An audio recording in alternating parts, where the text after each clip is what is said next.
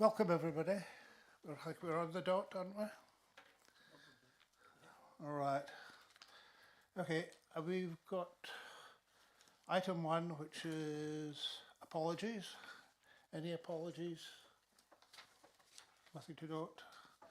Item 2 is declarations of disclosable pecuniary interests. Is there any disclosable pecuniary or other interests that we just be aware of? Nope. Confirmation of the minutes from the last meeting. Have we got those? Have we read through those? Are we happy with them? Yep. Proposed to accept? Okay. Okay. We can accept those? Quick show of hands. Yeah. Quick show of hands. Show of hands? Just clearly carried.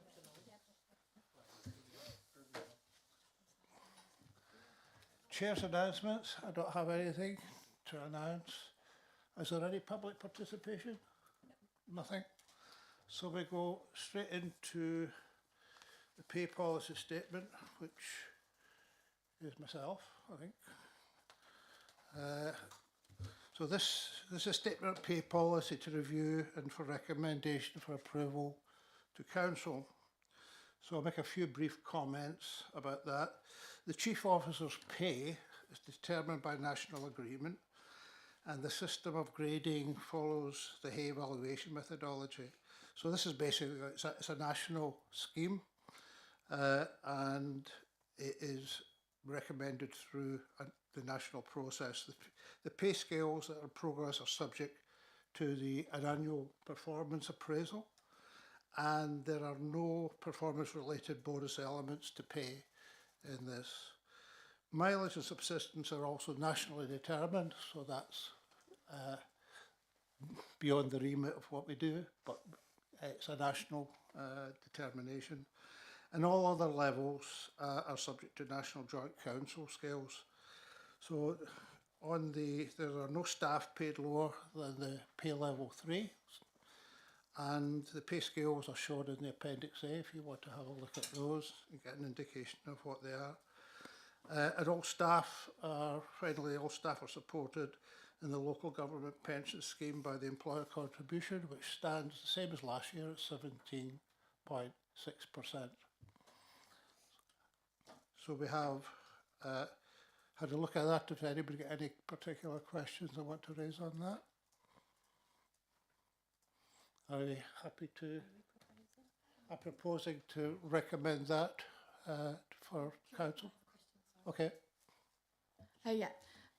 So I think I'm right in saying that we pay everybody a living wage, so beyond the minimum wage, which is really good to see. I was just wondering whether the increase in the employers' national insurance contributions are going to have an impact also on us financially. Is that something the government support us with paying for, or are we expected to cover up those costs ourselves? Thank you. Well, I think I've been advised that the national insurance contributions don't impinge directly on it. There's a recovery of those or a non-payment.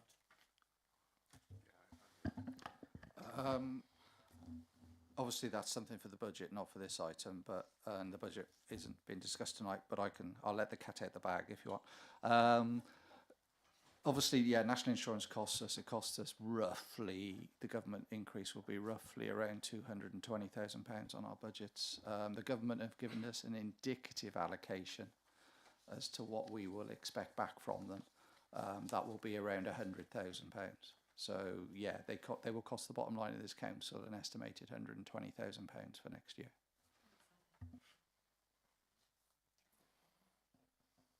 Okay. So anybody seconding?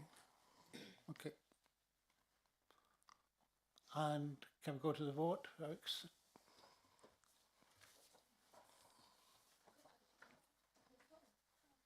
Okay. That's unanimous.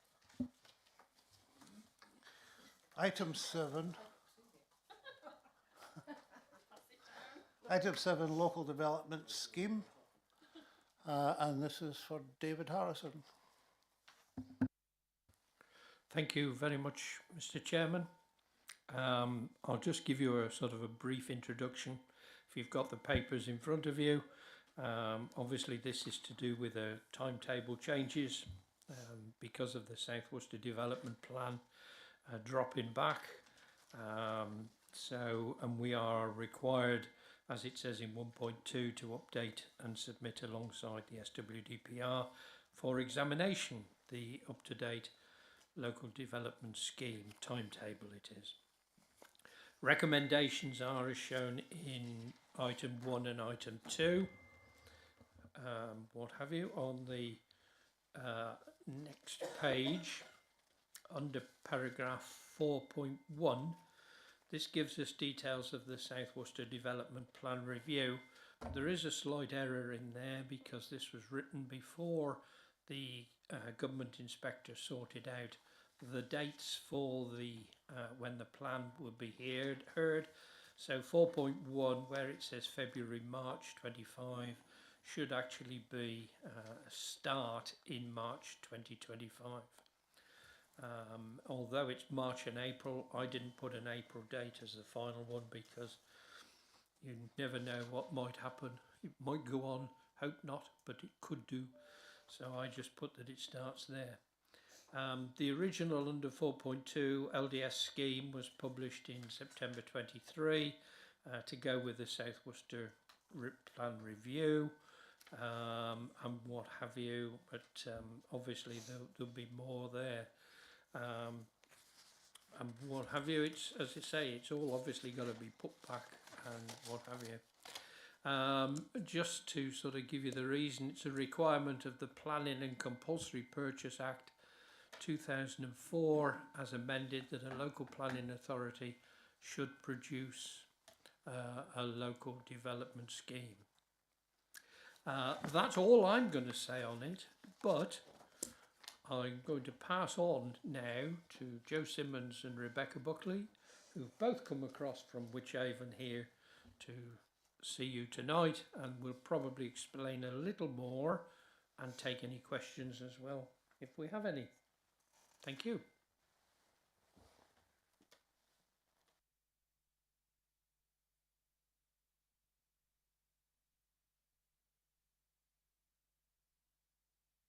Is yours, Oh, sorry. Right, thank you. Thank you, Councillor Harrison. So yes, as Councillor Harrison says, the LDS is required. It's a legal requirement, and it is required we have an up-to-date LDS when we go into hearings for the local plan examination.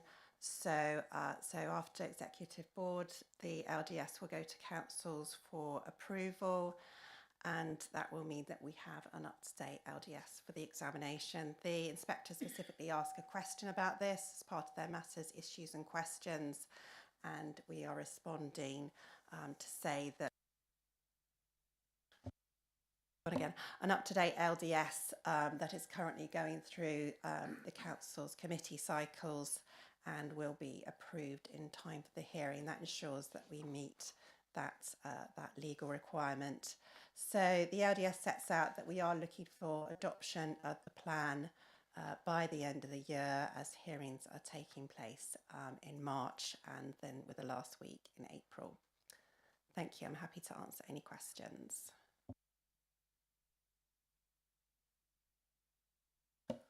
Oh, yeah, mine's working. Thank you, and thank you, Joe and Rebecca, and nice to see you here. Not very often we see you over in Malvern, so it's really good to be with you. I've got a sort of few comments really. One of them is probably my fault. I'm a bit confused about the title of Councillor Harrison's portfolio. It says planning, infrastructure and flooding in the introduction, whereas in paragraph 2, I think it says planning, infrastructure and urban design. So I'm not quite sure exactly what the portfolio title is, but you've got two different ones, David. I don't know if you know that or not. Oh, I didn't notice that. No. Okay, so it probably needs correcting. Yeah, okay. Just a general comment. Obviously, this has been a 12-month delay, in fact, probably 15 months really from September 2023. And part of the reason why we're now in the situation we're in is because, to be fair to officers, there was a lot of political pressure to get the SWDPR into the inspectorate, because I think everybody was worried that things were going to change and nothing was going to happen if we didn't get it in, particularly with regard to 4-year housing land supply. And that resulted in officers having to do an awful lot of work with the inspectors. In fact, we're quite lucky that it wasn't thrown out as being an unsound plan, but luckily it wasn't. And fair play to all of the officers, if you'll excuse that terminology, because I know how hard they've worked to get all of this in place since. And I think as a result, strangely, we're actually in a better position probably because we've shown the inspectors that we're capable of delivering things on time, and you know, everything was done absolutely by the end of December. So fair play to all of the officers.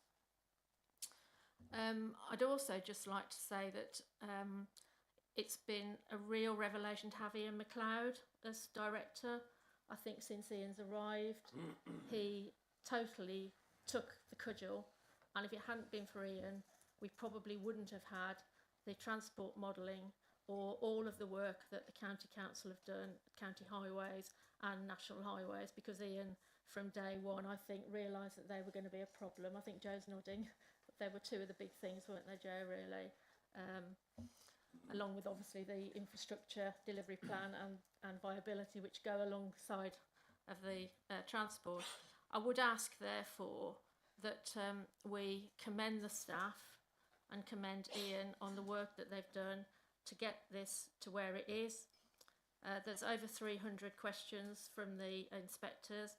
A lot of them are standard, fairly standard things, you know, like is the plan sound, etc., which you'd expect. But there are also others which I know officers are working away at like crazy at the moment to make sure that they hit the deadline in time for the examination in public. I'd also like to ask that we encourage members to go and sit in on the sessions at the examination in public, because until you've been in that situation and you've seen the sort of things that happen, you probably don't appreciate how much work goes into every day, the scurrying around behind the scenes to get papers sorted, all of the things, and right up until the end, officers will be working flat out. Vic, maybe we could send something out in the update, or we could send an email to remind members. You don't have to book a seat, you can just turn up. It's in the Guildhall. I wouldn't say take flags and ice cream, but you know what I mean. But yeah, it's a major piece of work which will set direction for this council, well, and whatever happens to this council, given the devolution debate, but it's been a massive task, and thank you to the staff. Okay, thanks, Jules. Mark, you want to come in? It's just a very quick question for clarification on the community infrastructure levy on 6.1. I noticed the timetable for review is included within the LDS, and there's a consultation period over the summer, July to August this year. Is that consultation through JAP, or is each council going to be consulted individually on that kind of seal charging? I'm assuming the latter, but just wanted to understand what that consultation looks like. So that will be a public consultation for 6 weeks. Okay, public consultation. Thank you. Any other? Natalie? Yeah, I just wanted to check that in the table on page 22, I think it is, the dates in blue, the submission to Regulation 2022, sorry, just 22. Did that happen in September 2023, or was that delayed a little bit until December?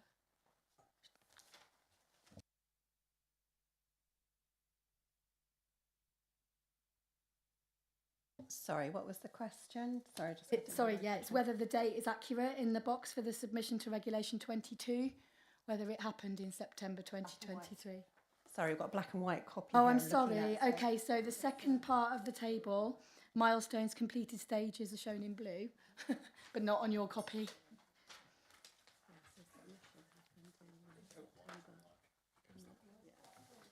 It says 23. Yes. Yeah.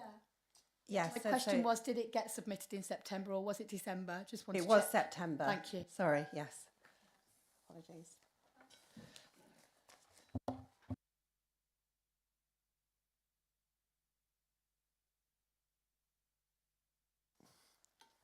Nothing else? Nope. So obviously the section or the little section in 2.2 or 2 little 2 in recommendations needs that change into planning infrastructure and flooding, what have you. Did you want to add a little 3 in there, Jules, to thank the staff and the director? Whatever's appropriate, to be honest. Yeah. Are you proposing that, David? No, Jules will propose it and I'm quite willing to second it. Well, if everybody stops speaking, then I will propose that we add a recommendation in the report that will be going to going to council to thank the staff for all their hard work and some suitable wording, Misha.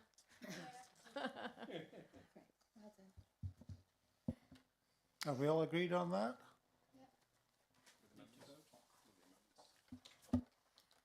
Jenny?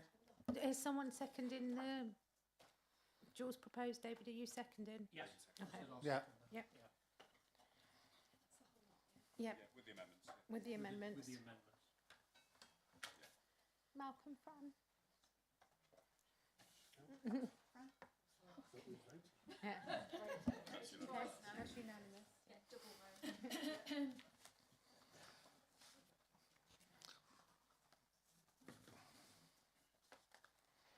Okay, we've got the review and recommendation to, no, it's notes, the next one. Where?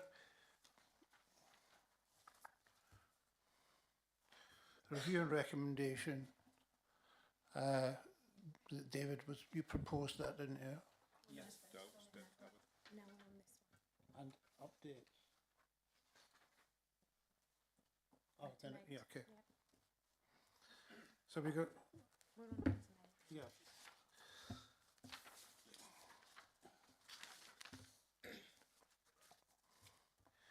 UK Shared Prosperity Fund and Rural England Prosperity Fund updates.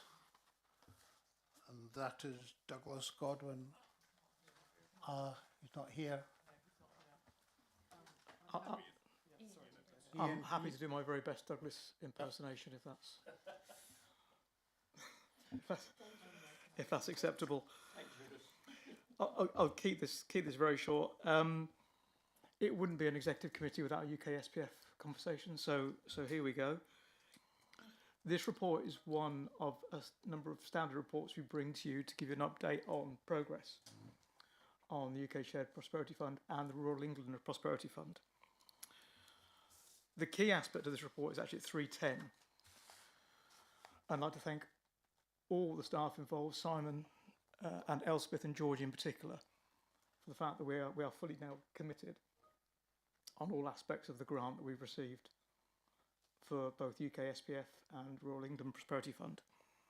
And the table at the back there gives you the details on each of the projects supported. We still got a bit of way to go to make sure that all the projects do spend on target, and anybody who's delivered a scheme like this knows that that's always the challenge at the very end. But we remain confident that we will hit the targets.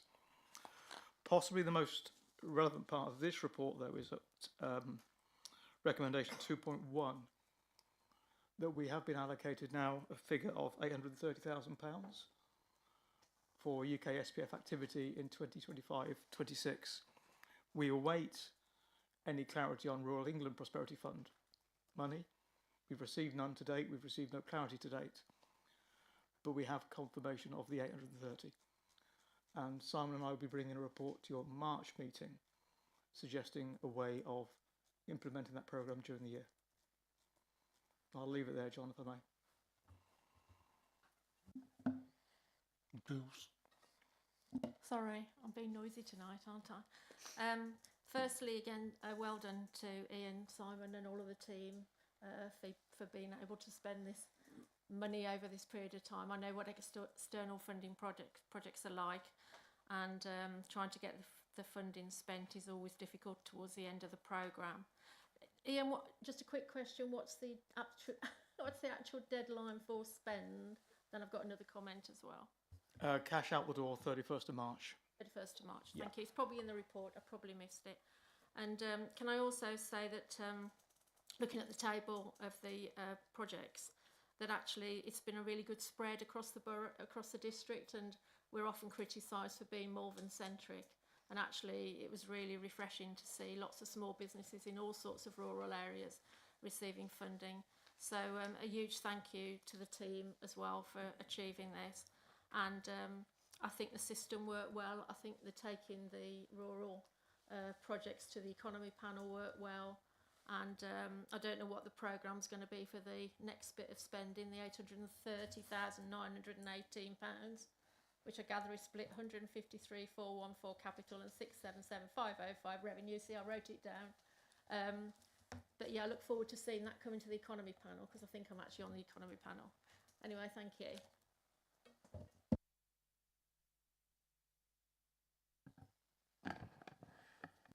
Thank you. Mark. Oh, sorry, are we? Sorry. Just a quick question. So I note from Ian, I think papers coming around the use of the next tranche. My question was going to be whether the three priorities or themes are likely to be the same, but I'm assuming we'll have more detail in March. I suppose my other question, again, I agree with Jules. I think there's some really good spread of projects. I'm really pleased to see the additional funding. As ever, I think, you know, what I'd be keen to see is, you know, what are the real kind of outputs, outcomes and impacts of the funding the last 2 years, and hopefully what are the kind of key learnings that can be brought forward when we're considering the kind of next tranche of funding. My question was, I assume there's some sort of process that's going to look at that and bring those learnings forward into the new tranche. Thanks, Mark. Yes, absolutely.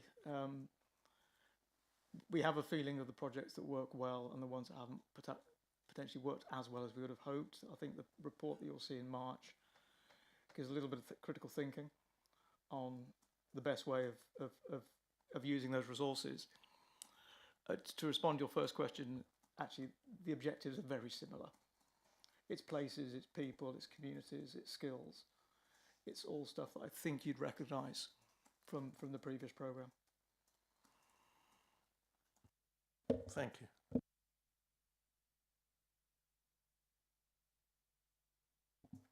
Yeah, it was just to say, I think everyone's thought that particularly the rural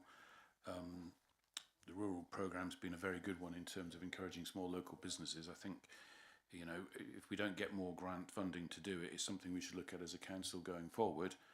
But yeah, it's been very, very, very successful, appreciated by the councillors and appreciated by the businesses that we've been able to help.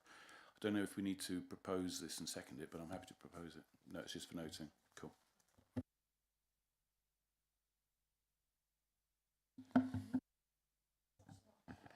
Thank you so much. Yes, I'm obviously not on executive, but if you could give me discretion to speak today, I'd be very grateful as assistant economy portfolio holder.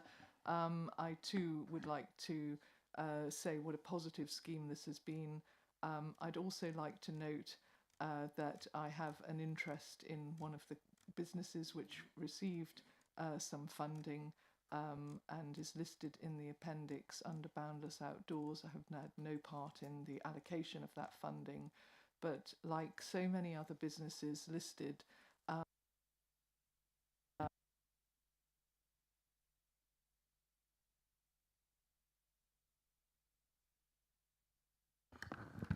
others have noted, has been very wide geographically and also in size and types of businesses. So to gain the new funding of 830,000 has been a really positive thing, although we have only heard in the last few weeks of this latest additional SPF funding. So again, just to echo thanks to the team for their input for dispensing of the funding so efficiently, and hoping that we can continue in that vein with the forthcoming funds too. Thank you very much. Sorry, Natalie, I should have come to you before. That's no problem. I'm not going to repeat what others have said because it's already been said, but just something additional to add probably, in that we know, because of the reporting mechanisms in place, the difference that it's made to these local businesses and organisations. But I think it might be a good idea to feature some case studies so that the wider Malvern Hills public and even beyond that know that the impact that this really important fund has had on our local economy.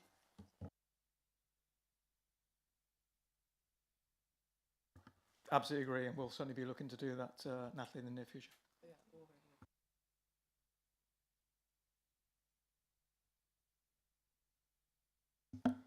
Okay, that's for noted. We have noted.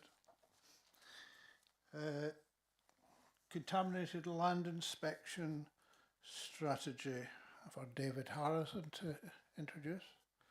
Thank you very much, Mr. Chairman. I'm not going to say a lot about this, and I'll tell you why in a moment, but as you'll see, this was first published in 2001, and it's been 15 years since this has been updated. I'm not quite certain how often it's supposed to be updated, but we are where we are. It's come forward now, so I don't have a problem with that. There is one recommendation on there which I'll come to at the end, but I would like to thank both Stephen Williams and Mark Cox, who are at the back, that have come down from Bromsgrove and Redditch to answer any questions or anything that you have and give a brief summary of this particular paper. Over to you.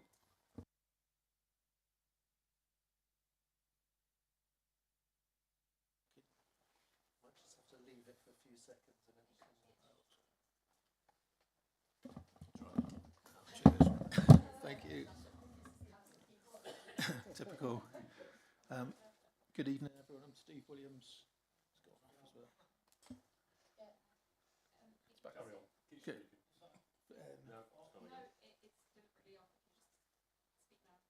Sure, yeah. So Stephen Williams from Specialist Lead Officer for Contaminated Land within Worcestershire. Can we get the microphone working? Yeah. I think it is now. The updated Malvern Hill strategy document is a revised edition of the original strategy that was first published in June 2001, following the introduction of the contaminated land regime that came about when Part 2A was added to the Environmental Protection Act 1990. As was pointed out, Councillor Harrison, that strategy was last updated in 2010. Part 2A provides a way of dealing with unacceptable risks posed by land contamination to human health and the environment. The legislation requires that local authorities inspect their areas from time to time in relation to contaminated land. Contamination of sites can generally come from industrial historic land uses such as factories, gasworks, chemical works. Can also be associated with waste processes such as historic landfill, commercial uses such as petrol stations and dry cleaners, and even domestic incidents such as heating oil spills. The sources are numerous and varied. The presence of a harmful substance in itself does not mean that land is contaminated land under the legislation. The source of contamination must present a significant possibility of significant harm to relevant receptors, i.e. householders living on a site, through a viable pathway of exposure. This must be demonstrated by robust investigation and assessment. So there is a very high threshold that must be met in those circumstances. The Contaminated Land Statutory Guidance states there should be a strategic approach to carrying out the inspection duty. The local authority should set out their approach as a written strategy which should be formally adopted and published. The guidance was revised in 2012 with a number of changes made that reflected the withdrawal of the funding system that had been previously offered to clean up sites and placed a much greater emphasis towards alternative methods of dealing with issues, such as via planning and through voluntary clean-up. Another of the changes was in respect of what should be included in the strategy, which briefly sets out as follows. It should include aims, objectives and priorities, a relevant description of the area and a specific history or features, the approach for undertaking strategic inspection, the approach for detailed inspection, how the approach fits with the broader schemes for dealing with land contamination, for example under the planning system, to ensure land is made suitable for use when it is redeveloped, and broadly how unnecessary burdens on taxpayers and businesses and individuals should be avoided, for example by encouraging voluntary action to deal with the issue so far as possible. The updated inspection strategy document aims to replace the previous version and meet the current requirements of the statutory guidance. It outlines the process for review of potential contaminated land sites within the district and the prioritisation methodology to be used. It also aims to provide an overview of the framework that exists in respect of contaminated land and other methods under which sites can be addressed, with action under Part 2A to be taken only as a very last resort. The strategy in itself doesn't place any additional obligations on the local authority or change any statutory responsibilities. It sets out the process that has been developed for prioritisation and the review of sites that is ongoing and ensures that current guidance is being complied with. We're currently in the process of producing updated contaminated land strategies for each of the 6 Worcestershire districts. The strategy for Redditch Borough has recently been completed and agreed by their council in November last year. We've moved on to the strategy for Malvern Hills next. The order's largely been based on the number of contaminated land sites declared historically in the first instance. So Redditch has 2 main sites declared. Malvern has a single site that was declared. And for the districts that haven't had any sites declared, we've based this on the time since the strategy was last updated. So Bromsgrove is next in line. All of the strategies will follow the same framework and process, but include the relevant specific details for each area. The risk scoring for all sites will be the same across all areas for consistency. To give a bit of context into the prioritisation process, there are approximately 9,300 sites highlighted as potential contaminated land concerns across Worcestershire. So those with a historic use that indicates that. And about 1,640 of those are highlighted within the Malvern Hills district. Most of those will be low or lesser risk sites, but it's just a large number of sites. Hopefully that gives a bit of a overview and background to the strategy and where it fits in with contaminated land. If anyone's got questions. Thank you. I do hope this picks me up on camera now. So, thank you. Really just a detailed question. If I understand correctly, the processes and all the criteria are going to be similar across the 6 councils. Is there going to be a coordinated database thinking to the future so that everything's in the same format and can be easily collated together?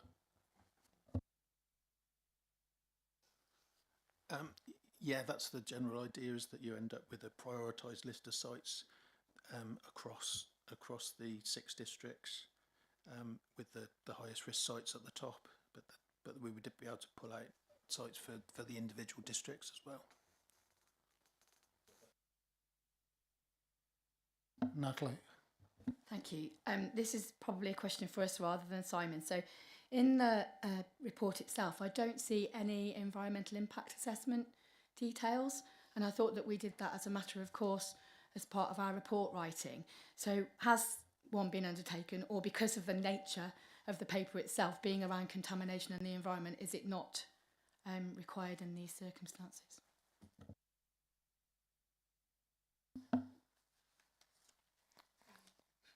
I have no idea, Mr. Chairman.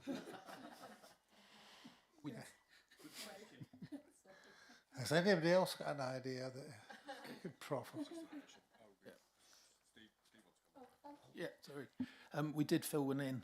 There was a link from the committee report that went to the website, but there's no issues flagged from that. We can provide a copy if you need it. Thank you. It should probably appear in our own report.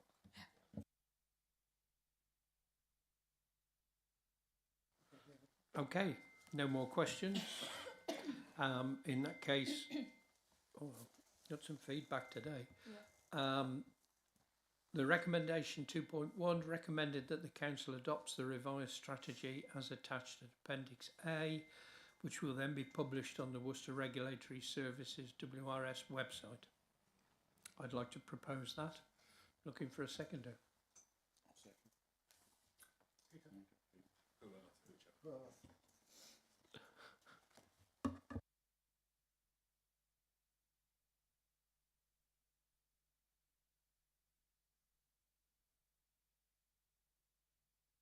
That's unanimous.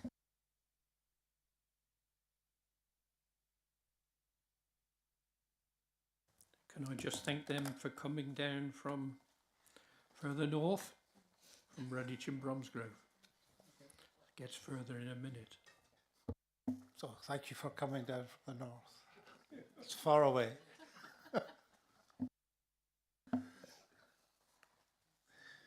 Destination Zero Annual Progress Report.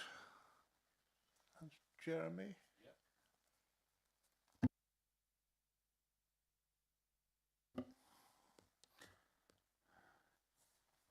So this is the update on how we're doing against Destination Zero. It's just for noting, what it does show is a continued improvement towards Destination Zero in the context of, if you look at page 93 of the report, you can see that that the CO2 levels are continuing to drop. Getting on top of CO2 and getting towards net zero is absolutely crucial for the globe, not only for Malvern Hills District Council. One of the things I do note in the report, though, is that we've got some very high emissions from certain activities, one being, as an example, the splash. So we are doing a lot to reduce the emissions on the splash with the introduction of the solar panels, the improvements to the heating, etc., etc. There's more that we can do, but we'll probably never get the splash to net zero because the benefits that it delivers to society are greater than the cost of the emissions. And that kind of made me think about the wider report that said, the wider report that basically says, you know, we do intend to get to net zero by 2030, but we will be producing carbon. So I think we just need to be clearer that to get to net zero by 2030, it is likely that you would have to do some carbon offsetting. And therefore, going forward, what we need to do is look at our key causes of CO2 and focus on reducing those and tracking the big improvements that we can make through the introduction of the vegetable oil in the wagons, as an example, through heat pumps, etc. So going forward as part of the 5-year plan, it would be good to get people's input on where we think we can make some particularly good impacts in reducing CO2 emissions, absolutely, rather than offsetting, and recognise that we will need to offset to get to true net zero at some point in the future. So there's good progress here, there's good actions in the pipe.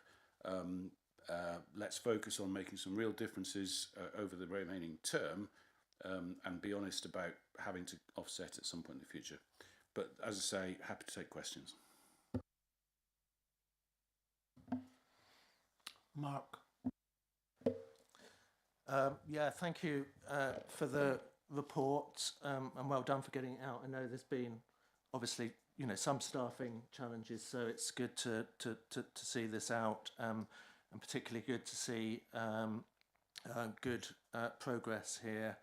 I was particularly pleased to hear and see, obviously, the splash and the theatres are the significant buildings relating to our own estate. I notice and obviously Met has done some work looking at the kind of public sector decarbonisation scheme. I was interested when we're going to hear in terms of that grant application for that, and roughly how much we've kind of put in for that. My second question was, we were obviously planning to have a review of Destination Zero at the start of this year. I understand obviously there's been particular staffing issues. There was a subgroup that was originally set up over the summer for that. So I wonder what the status of that review process is, and whether a subgroup is still involved in that review process going forward.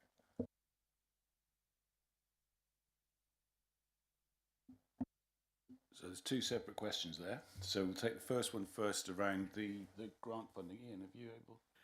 Yeah, so the the Public Sector Decarbonisation Scheme application was put in. It doesn't include the splash for the reasons that the splash boilers are not where the PSDS criteria. You'll appreciate this. They're not time expired yet, but it does include proposals for our other buildings. Forgive me, I can't recall the amount we applied for in the end. I'll let you know separately if that's okay. We're expecting a decision in the not too distant future. PSDS tends to be a reasonably quick turnaround once you've submitted. So we wait in anticipation. On the second, Jeremy, do you want me to take the second point? Are you okay? Yep, you go for it. Well, so on the second point, we are undertaking a review of our 5-year plan at the moment. So the review is to try and get some key initiatives that we can do in terms of reducing CO2 through specific actions. But one of the charts that I don't think we've looked at a lot particularly is chart 7 on page 98, which is the district-wide emissions. So one of the things I want to try and add into our net zero plan is what can we do to improve our district's performance, our residents' performance in terms of district-wide provisions. So one example would be, let's look at the recycling and let's see if we're doing enough on the exciting, being bold enough on the recycling. In the past, our recycling target has been measured by the amount of waste that we send to landfill as opposed to the amount of recycling that we actually achieve. So should we perhaps look at the targets around that? In terms of enabling our residents to get better to net zero, as an example, we have a lot of older properties, a lot of rural properties where it's difficult to implement better renewable technologies, and often our own planning rules don't support that. So again, is that something we should look at introducing into our 5-year goals? Can we review some of the ways that we can facilitate our residents to get towards net zero, rather than just concentrating wholly on the council actions? So as part of the review of the 5-year plan, which I think we've got meetings coming up for, we'll throw some ideas in on that, get every council's input, and then take it from there.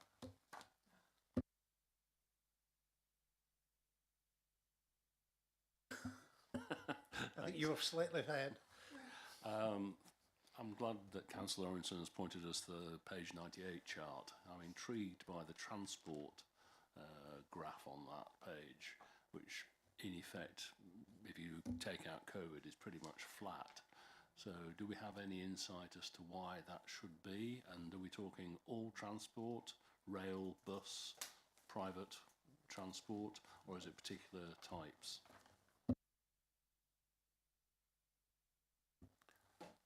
Can't remember if it includes rail.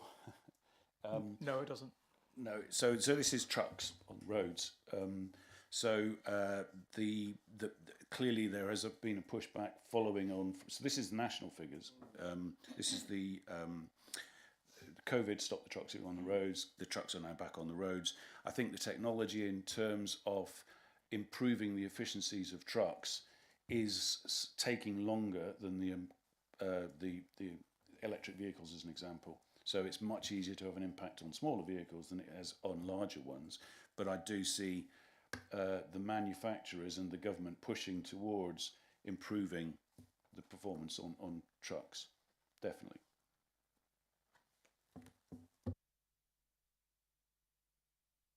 Yep, thank you. One observation and a question, if I might.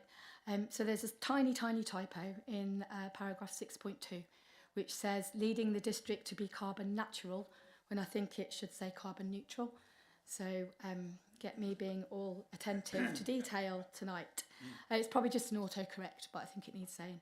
And then I'm pleased that Councillor Emerson mentioned what I was going to say about really identifying how to make a positive impact as quickly as possible and as successfully as possible, because given the government plans for what's being described as devolution, very sadly it's unlikely that as an entity we'll exist in 2030.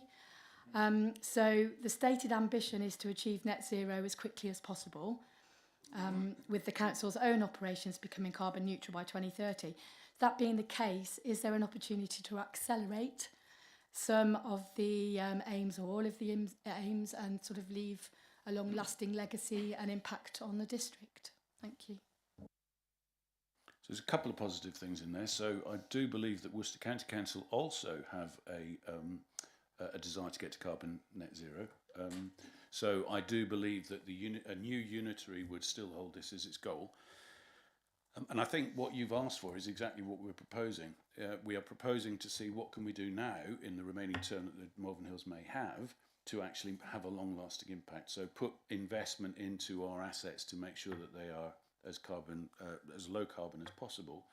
But again, to set in place the future, and again this comes back to the district, to set in place for the future things that happen in the district. So if we are pushing our recycling rate up, when that service is taken over by a potential unitary, it's taking over a good service that customers are aware of and doing the right recycling, rather than taking over a service that's performing slightly less than the English national average, and take improvements there. So absolutely, what can we do now?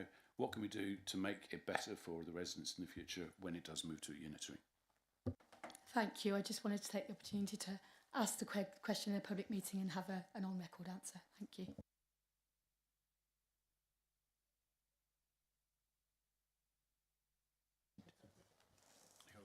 Hi, Tom. I'm disappointed to note the number of new buildings which do not appear to have simple things like solar panels on the roof. These appear to be fitted to the more expensive buildings, whereas in my experience it is the people who are struggling with fuel poverty which would get most benefit from the solar panels. A second point I would like to make: my son is a lecturer in agricultural technology, and he is very impressed by the range of different solutions that are being proposed for vehicles like agricultural tractors in terms of provision of fuel. He quite often tells me that he would rather breathe the exhaust from a modern tractor than he would from a diesel car.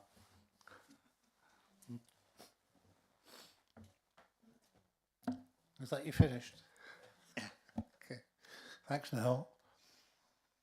Just on a lot of our housing associations do have programs to install solar panels onto housing association roofs. Is something that we actively encourage, and indeed in the new SWDP review, there is an increasing requirement for renewable energy within new build homes. So we are doing a lot. I think the question we should ask ourselves over the remaining term is there more we can do?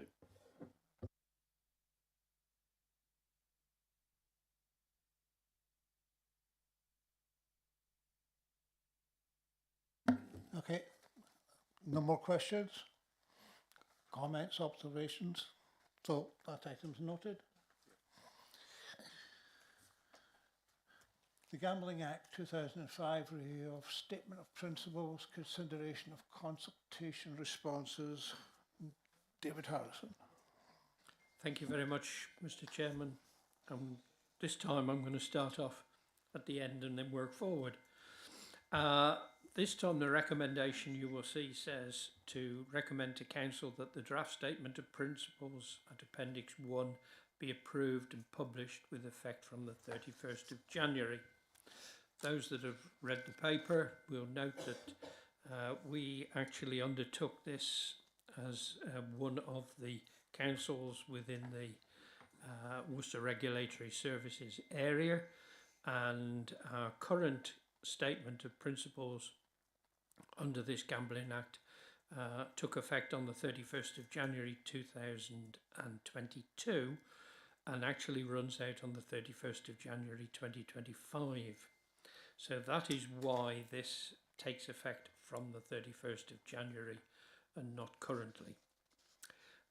That's all I'm going to say on this, apart from Niall McMenamin is here also from Worcester Regulatory Services, from Bromsgrove, Redditch and Birmingham, because he works up there as well, so he has further to travel than everybody else, and I'm sure Niall is going to give us some summary information. Over to you, Niall.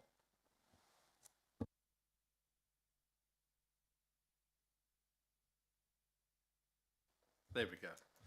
Yes, thank you for that, Councillor. So where are we? We are at a position where we have consulted on our draft statement of principles, which was approved by this committee back in September for the purpose of consultation. There are very minor amendments were made to the document. Hence, I think that is a reflection of the number of responses that we've had to the consultation. We only had 2. It attracts a very low response rate generally, so it's not unexpected, and certainly not a disappointment. Very valid points were raised, certainly by a district council in relation to problem gambling. Unfortunately, the points that were raised probably fall outside of the remit of the council, and certainly the policy document. However, there is a white paper that governments have undertaken at the moment, which they're looking at high stakes gambling and reform, and looking to maybe protect and safeguard some of those users or some of those gamblers where it's an issue. So where are we at with our statement of policy? As I say, there were only minor amendments. We've undertaken the consultation, 2 responses. There isn't a proposal to amend the draft document, so it's presented before you today as it went out for consultation. It needs to be referred to full council for approval and publishing. So I'm happy to answer any questions if anybody has any. I've nothing further to add than what's in the report. Thank you.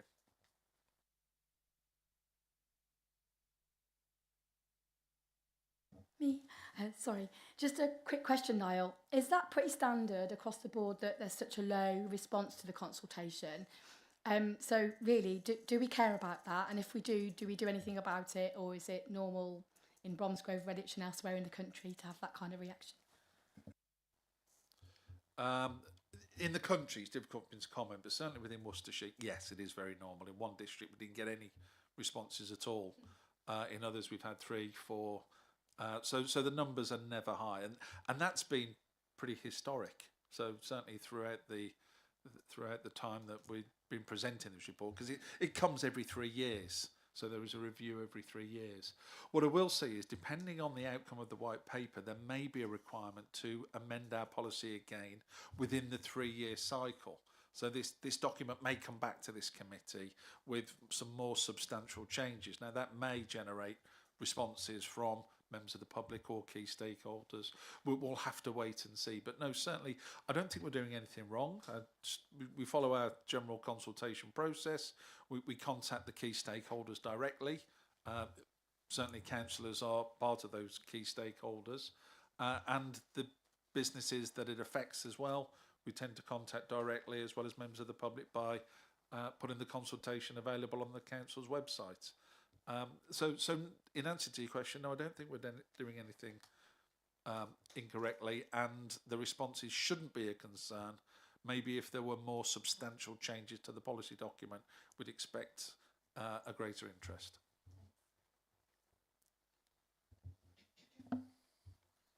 Any other questions, comments, observations? No. Back to David, are you going to... Yeah, proposed 2.1, as I said initially, and what have you, and also thank Niall and his staff up there for producing this. Quite a thick document, but yes, very worthwhile. Looking for a seconder, please.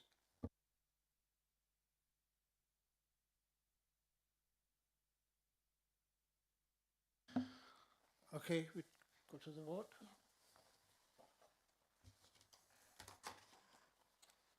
That's unanimous. Thank you, Niall, and we'll see you next week. Right, we're going into the next item, so